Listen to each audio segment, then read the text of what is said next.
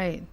I always say, go with your first instinct. That is we used to say the God in you, but we'll say that's the Almighty moving within you. Well, and we all have it. You know, it's not about whether it's there, it's whether you acknowledge it's there.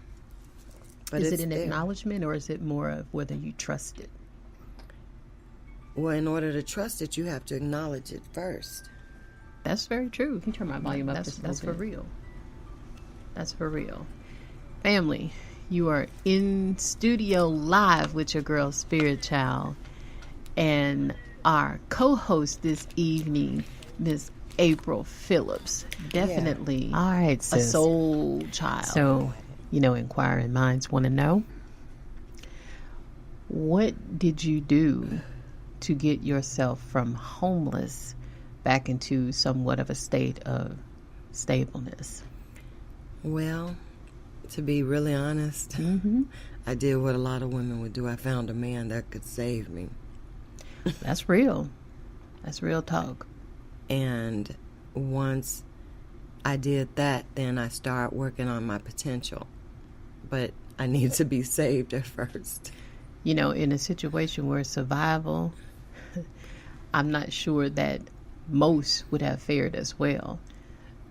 So that definitely tells you that your life has a purpose. Absolutely. Everything in my life is a calculated move. All right, are you a chess player?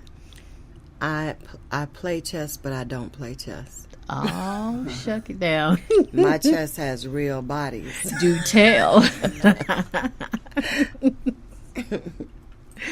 So real bodies, real security, real potential. Absolutely. What was that like for you? Which part? When I found my the guy. That's a good place to start. Well, he was 10 years older than I, and it wasn't an attraction, but it was a necessity for me.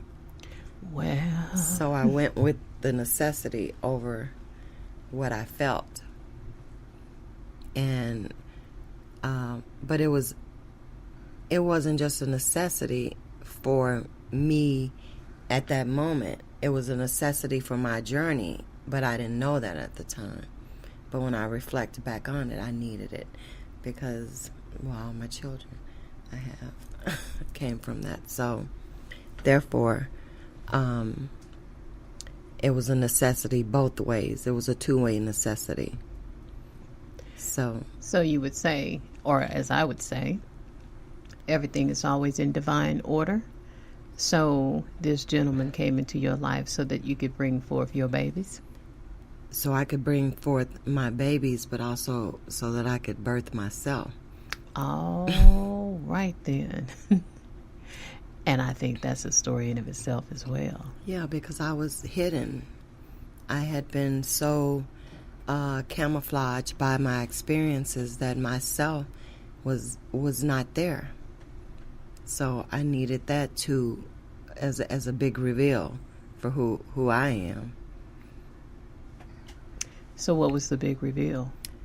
The big reveal was that I'm all spiritual and some physical, but my physical doesn't feel as safe and complete as my spiritual.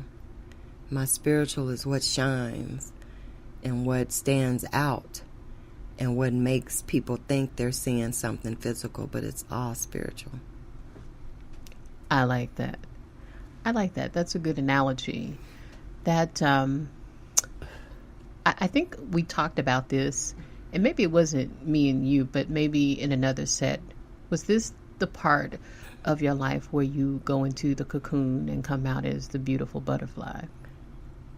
I did. I was not only in a cocoon. I was in a cocoon I couldn't get out of. Oh, And it took me 9 years to become a butterfly. Well, everything in due time. So Let's go down this 9 years. What was that like? That was like, I want to give you an analogy over giving you a step-by-step thing. It was like being in a dark room in a chair with a light switch on the wall, but not getting up because you don't realize all you need to do is turn on the light. Wow. So what was the revelation for you? The revelation was, get up and turn the light on. Say, it wasn't nothing too deep. That you have the power, that nothing can keep you confined or trapped but yourself. And that if you don't search and analyze, that you'll never find the light, that you'll be stuck in that chair thinking you're trapped. But you're not trapped. You trap yourself. Right. So when do you think it became apparent to you? Or did you have an epiphany? I had an epiphany when I was 25. That was the 9 years. So this was part of the 9 years at 25. That was the epiphany. The epiphany, I'm telling you, I had anxiety that if I succeeded, I would die. That's how trapped I was. That I couldn't move. That a movement towards anything greater than where I was at would be a trap of death. So it was that if it don't feel right, take flight. And it was almost literally, I would have dreams of airplanes crashing. Wow. All the time. And the airplanes crashing was not real airplanes. It was me. That if I tried to fly, that I could never fly.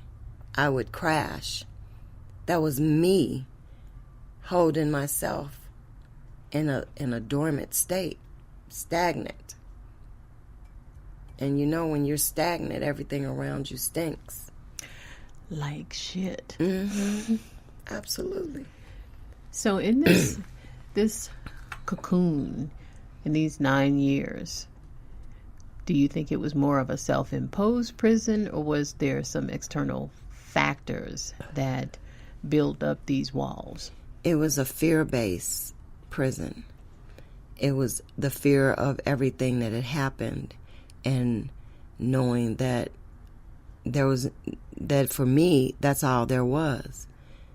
That there was nothing else for me. That no matter what, I would still be susceptible to those same things that had happened. So my safe place was feeling, okay, I'm in a place now where nobody's harming me, so I'm good. There's nowhere else to go but safe. But sometimes safe is also a prison. Right.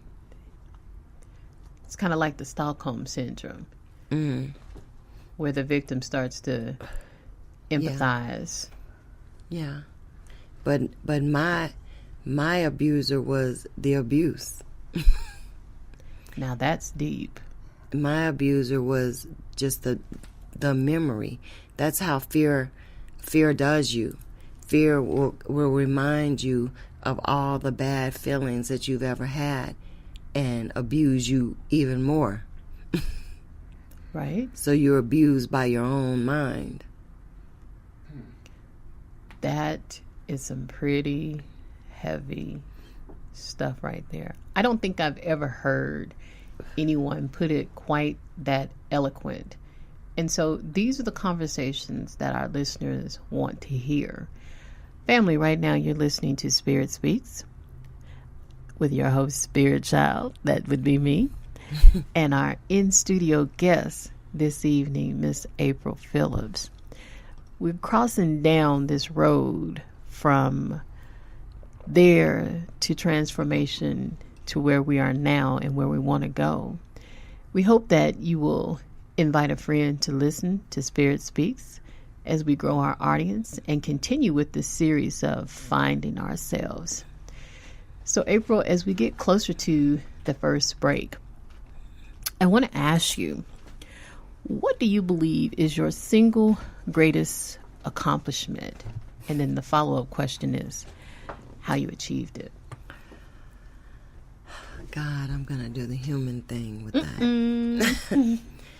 and you know, it's a human thing, but it's really a spiritual thing at the same time, but it has become so conditioned to be a human thing that we sometimes don't see the greatness in it.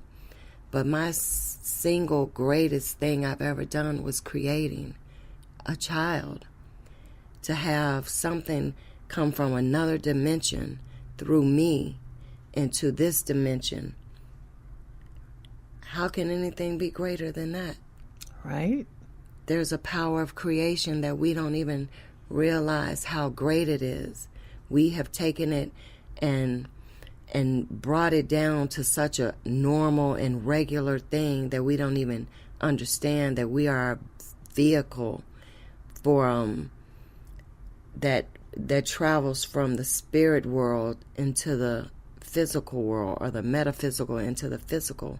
We're bringing souls into the physical form.